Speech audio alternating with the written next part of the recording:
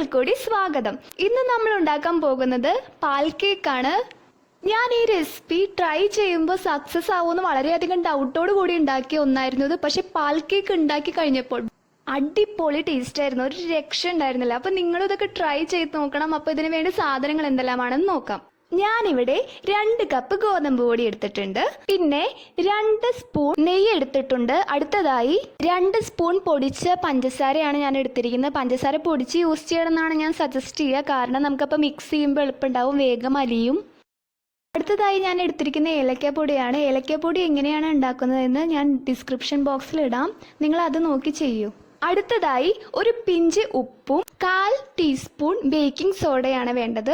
Baking soda അധികമാവാൻ പാടില്ല, അധികം ആയിക്കഴിഞ്ഞാൽ പൊള്ളച്ച് വരും. അതുകൊണ്ട് ബേക്കിംഗ് സോഡ അധികം ഉപയോഗിക്കരുത്, 1/4 ടീസ്പൂണേ ഉപയോഗിക്കാവൂ. അടുത്തതായി വേണ്ടത് 2 സ്പൂൺ പാൽപ്പൊടിയാണ്. അപ്പം നമുക്ക് പാൽ കേക്ക് തയ്യാറാക്കാൻ തുടങ്ങാം. അതിനായിട്ട് ഞാൻ ഒരു പാൻ ചൂടാക്കാൻ വെച്ചിട്ടുണ്ട്. അതിലേക്ക് 1 കപ്പ് വെള്ളം ഒഴിക്കുക. വെള്ളം ഒന്ന് ചൂടായി കഴിഞ്ഞാൽ 1/2 കപ്പ് പഞ്ചസാര ഇട്ടതിന് ശേഷം ഒന്ന് സ്പൂൺ കൊണ്ട് ഇളക്കി കൊടുക്കുക. ഇതാ പഞ്ചസാര ചൂടായിട്ട് തുടങ്ങിയിട്ടുണ്ട്. അപ്പോൾ പഞ്ചസാര വെള്ളത്തിലൊന്ന് ലയിക്കണ അത്രയ്ക്കേ വേണ്ടൂ. അപ്പോൾ അങ്ങനെ ആവുമ്പോൾ ഫ്ലെയിം ഓഫ് ചെയ്യുക. 2 സ്പൂൺ നെയ്യ് ഇട്ട് അതിലേക്ക് നമ്മൾ എടുത്തു വെച്ചിരിക്കുന്ന പഞ്ചസാര ഇടുക. 1 പിഞ്ച് ഉപ്പ്, 1/4 ടേബിൾ സ്പൂൺ ബേക്കിംഗ് സോഡ, എടുത്തു വെച്ചിരിക്കുന്ന ഏലക്കാപ്പൊടി, ഇതെല്ലാം ഈ ബൗളിലേക്ക് ഇട്ടതിന് ശേഷം നന്നായിട്ടൊന്ന് ഇളക്കുക. അതിനുശേഷം എടുത്തു വെച്ചിരിക്കുന്ന ഗോതമ്പ് പൊടി, പാൽപ്പൊടി, ഇതെല്ലാം ഇതിലേക്ക് ചേർത്തതിന് ശേഷം വീണ്ടും നന്നായിട്ട് മിക്സ് ചെയ്യുക. അതിനുശേഷം ഇതിലേക്ക് നമ്മൾ ഒരു ഇളം ചൂടുവെള്ളം തിളപ്പിച്ച ഒരു ഇളം ചൂടുവെള്ളം ഇതിലേക്ക് ഒഴിച്ച് ചപ്പാത്തി പരുവമാക്കണം. അതുവരെ നമ്മൾ വെള്ളം ചേർത്ത് ഒന്ന് മിക്സ് ചെയ്യണം. വെള്ളം ഒരിക്കലും കൂടി പോവാതിരിക്കാൻ എല്ലാവരും ശ്രദ്ധിക്കണം കേട്ടോ.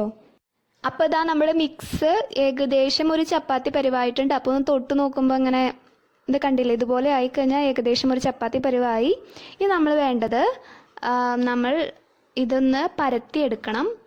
കട്ടി വേണം നമ്മുടെ പാൽ കേക്കിന്, അതുകൊണ്ട് ഒരിക്കലും തിൻ ലെയേഴ്സ് ആക്കരുത്. കുറച്ച് കട്ടി വേണം നമ്മുടെ പാൽ കേക്കിന്. അതിനുശേഷം ഞാനിത് കത്തി കൊണ്ടൊന്ന് കട്ട് ചെയ്യുകയാണ്. ഞാനിവിടെ മീഡിയം സൈസ് പാൽ കേക്കാണ് ഉണ്ടാക്കുന്നത്. പാൽ കേക്കൊക്കെ നീളത്തിലാണല്ലോ കണ്ടിരിക്കുന്നത്, അപ്പോൾ നീളത്തിലുള്ള പാൽ കേക്കിനായിട്ട് ഞാനിത് കട്ട് ചെയ്യുകയാണ്. മീഡിയം സൈസിന് വേണ്ടിയിട്ടാണ് കട്ട് ചെയ്യുന്നത്. ഞാനിതെല്ലാം നടുമുറിക്കുകയാണ്. ഇതാ പാൽ കേക്ക്. അപ്പോൾ ഞാൻ ഒരുവിധം എല്ലാം കട്ട് ചെയ്ത് കഴിഞ്ഞു. ഇതാ ഇങ്ങനെ ഇരിക്കും പാൽ കേക്ക് കട്ട് ചെയ്ത് കഴിഞ്ഞാൽ. അതിനുശേഷം നമ്മൾ അതിൽ നിന്ന് ഒരെണ്ണം എടുത്തതിന് ശേഷം ആ സൈഡൊക്കെ ഒന്ന് റെക്റ്റാങ്കിൾ ഷേപ്പ് ആക്കുക. അങ്ങനെ എല്ലാ പീസസും നമ്മൾ റെക്റ്റാങ്കിൾ ഷേപ്പ് ആക്കി മാറ്റുക.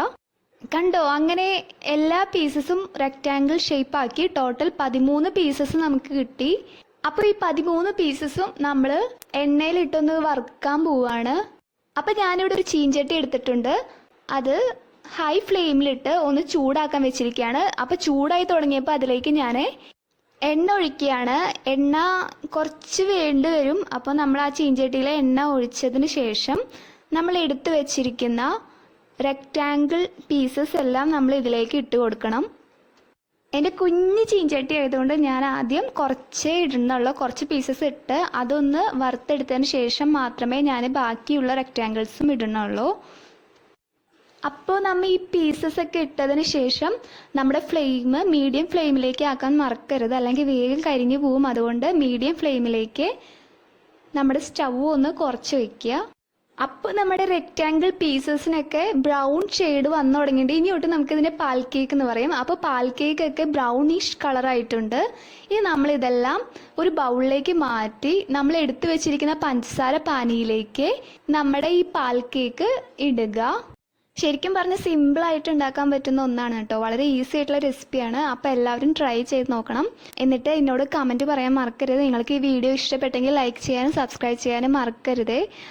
അതുപോലെ നിങ്ങൾക്ക് എന്തെങ്കിലും സജഷൻസ്, പുതിയ എന്തെങ്കിലും റെസിപ്പീസ് എന്നോട് ട്രൈ ചെയ്യാൻ പറയുമെങ്കിൽ പറയാം. ഞാനത് ട്രൈ ചെയ്തിട്ട് സക്സസ് ആയ നിങ്ങൾക്ക് വേണ്ടി യൂട്യൂബിൽ പോസ്റ്റ് ചെയ്യുന്നതായിരിക്കും. അപ്പോൾ ഇതുപോലെ അടിപൊളി റെസിപ്പീസുമായി സ്വാദിഷ്ട വീണ്ടും വരുന്നതായിരിക്കും. Stay tune. Tata, bye bye.